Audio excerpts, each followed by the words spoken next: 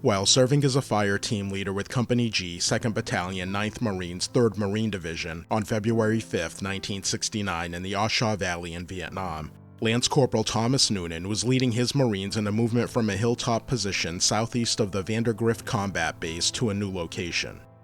As the Marines made a slow descent made difficult by heavy rains, they were ambushed by a North Vietnamese Army element concealed in the rocky terrain. Heavy enemy fire erupted, wounding 4 Marines.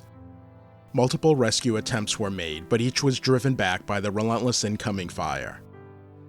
Driven by the desire to save his fellow Marines, Lance Corporal Noonan left his position of relative safety and made his way down the steep slope toward the wounded men. Taking shelter behind a cluster of rocks, he shouted words of encouragement to the injured Marines, calming and motivating them under fire.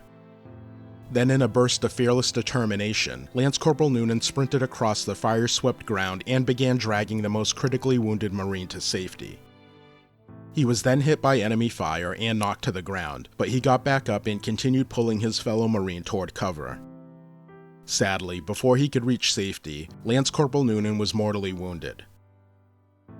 His courage and selflessness inspired his fellow Marines to launch a fierce counterattack, which overwhelmed the enemy position and forced a retreat.